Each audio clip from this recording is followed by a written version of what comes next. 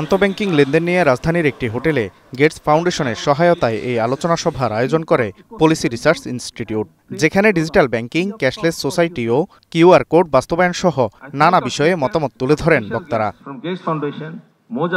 এ সময় বাংলাদেশ ব্যাংকের গভর্নর জানান, ডিজিটাল পদ্ধতি থাকলেও এখনও প্রতিবছর নগদ অর্থের লেনদেন বাড়ছে 10%।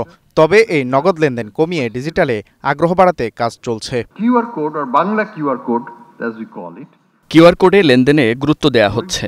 আমরা স্থানীয় সরকার মন্ত্রণালয়, সিটি কর্পোরেশনের সাথে কথা বলেছি। কেউ ট্রেড লাইসেন্স নিলেই কিউআর কোড বাধ্যতামূলক করতে হবে। গভর্নর বলেন, ডিজিটাল লেনদেন বাড়ানো গেলে দেশের রাজস্ব আয় বাড়বে, গতি আসবে দেশের অর্থনীতিতেও। সামগ্রিকভাবে সবার ক্ষেত্রে প্রযোজ্য একটা ইউনিফাইড ন্যাশনাল পেমেন্ট সিস্টেম, যেটা ইনস্ট্যান্টলি এক জায়গা থেকে আরেক জায়গায়, এক ব্যক্তি থেকে আরেক ব্যক্তি বা একটা প্রতিষ্ঠান থেকে আরেকটা প্রতিষ্ঠানে ট্রান্সফার করতে পারবে অর্থ, বা আমার পেমেন্টকে সেটেল করে দিতে পারবে, সেই ধরনের। এটা আমাদের ক্যাশলেস ইকোনমির জন্য একটা বিশালভাবে সহায়ক হবে। বাংলাদেশে আমরা 20,000 কোটি টাকার ক্যাশ সিস্টেম অপারেট করছি প্রতি বছর। 20,000 কোটি টাকা আমাদের ব্যাংকিং খাত থেকে খরচ হচ্ছে জাস্ট ক্যাশ ম্যানেজমেন্ট করার জন্য।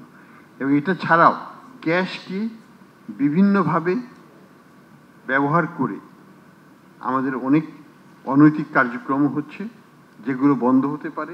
ব্যাংকগুলোর মাধ্যমে যেন আরও সহজে ক্রেডিট কার্ড পাওয়া যায় তা নিশ্চিতে কেন্দ্রীয় ব্যাংক কাজ করছে বলেও জানান গভর্নর।